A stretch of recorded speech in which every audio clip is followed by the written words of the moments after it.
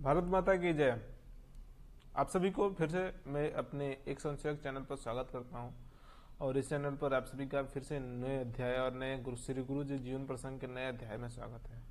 जैसे कि मैं भारत माता के आशीर्वाद से संघ का कार्य को और ठीक से और अच्छे से, और जिससे सोशल मीडिया में नकारात्मक सोच और नकारात्मक व्यक्तित्व, नकारात्मक चीजें डाली जा रही हैं, उसको लेकर के मैं एक पॉजिटिव सोच और संघ के संशयों के लिए, प्योर संघ के एकदम संशयों के लिए, जो संघ में हैं उनके लिए ही ये वीडियो बना रहा हूँ मैं। और किसी के लिए मेहनत नहीं कर रहा हूँ, किसी को गाली नहीं दे रहा हूँ, किसी को नेगेटिव नहीं बोलूंगा कभी भी।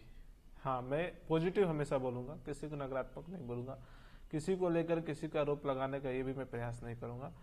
और साथ साथ में आपको जो संघ के संसेवक है उनको कार्य करने को उत्साह बढ़े और कार्य में और गति बढ़े, और संघ का कार्य और हिंदुत्व संगठन का कार्य अपना और ऊंचाई तक जाए, और देश प्रेम और देश के लिए देश की भावना सभी में भरे।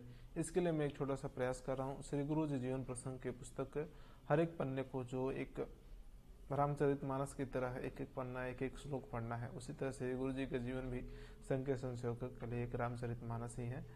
तो मैं उसके प्रसंग को, और किसी के द्वारा बताया गया ये प्रसंग है, चूंकि पहले पुस्तक नहीं लिखने का प्रावधान नहीं था, फिर भी किसी न किसी के द्वारा बताया गया कुछ न कुछ चीजें थी, तो उनके माध्यम से अपने इस सोच को, अपने थिंकिंग को, अपने इस सकारात्मक सोच को लेकर आया हूँ। और आशा करते हैं आपको अच्छा लगेगा।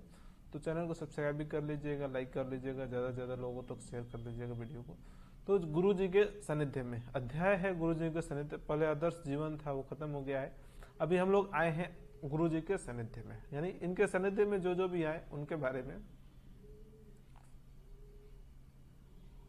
और उनके सानिध्य में आकर के किस प्रकार उनके छाया में आकर के पवित्र हो गए और आगे संघ का कार्य कर लिए थे सभी संसेवक और प्रचारक। तो उनके बारे में कुछ, उनके संपर्क में आए कुछ व्यक्तियों के बारे में कुछ बोले हैं। तो उसमें रज्जू भैया, रात में देर तक बर्तन मांजना, श्री गुरु जी के सानिध्य में रात में देर तक बर्तन मांजना, ये शीर्षक है। एक बार संघ कार्य के निमित्त दौरा करते समय श्री गुरु जी को कलकत्ते में उनका एक पुराना सुपरिचित सन्यासी मिल गया। सुपरिचित सन्यासी था, और उनके पहले सन्यासी ही थे श्री गुरु जी, तो एक सन्यासी मिल गया। श्री गुरु जी को देखते ही उनके मधुर उलाहने की भरमार भर गई। उनको देखते ही उनके मधुर उलाहने लगने, उनके बारे में मीठी मीठी बातें बोलने लगे, उनके बारे में बखाने करने लगे। वह बोले, सारगाछी आश्रम में तो स्वामी श्री अखंडानंद जी, स्वामी जी जो थे श्री अखंडानंद जी के कहने पर तुम रात को देर तक भंडारे में बड़े बड़े बर्तन भी मांजने धोने की खूब परिश्रम करते थे। यानी उनके साथ में रहने का, पुराने जो अपने मिल गए मित्र मिलते हैं तो पुरानी पुरानी बातें होती है।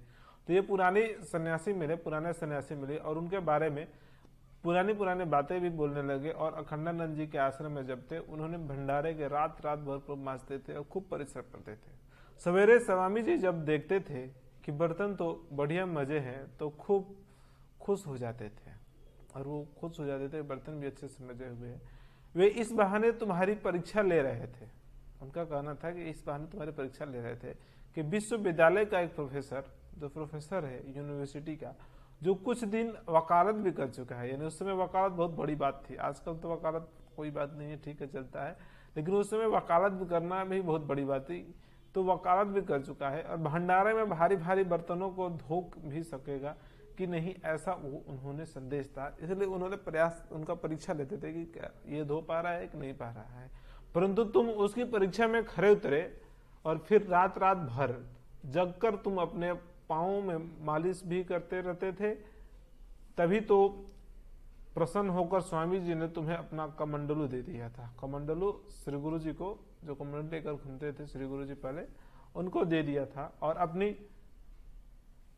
चट्टी और चित्र भी तुम्हें को दे दिया था, अन्य किसी को नहीं दिया। यानी गुरु जी का आशीर्वाद उन्हीं को ज्यादा मिला, चट्टी और चित्र दोनों दे दिया था उन्होंने, और किसी को नहीं दिया था, केवल और केवल गुरु जी को दे दिए थे। वे तुम्हें इतना चाहते थे कि अब तुम अभी आश्रम आते भी नहीं, और वो इतना चाहते थे, और तुम उसके आश्रम में आए तक भी नहीं, अब आते भी नहीं है, इतना समय नहीं है श्री गुरु जी को। तो संघ कार्य करने में उनको समय इतना न पाने के कारण श्री गुरु जी स्वामी जी के पास में बहुत कम जाते थे, उस आश्रम बहुत कम जाते थे। और उनका आशीर्वाद प्राप्त था। ये सही बात है कि उन्होंने दीक्षा ली थी अखंडानंद जी से। आपको आशा करते हैं आपको ये वीडियो, ये खंड भी अच्छा लगा होगा, और मेरे चैनल को सब्सक्राइब कीजिए, लाइक कीजिए और ज़्यादा से ज़्यादा लोगों तक शेयर कीजिए।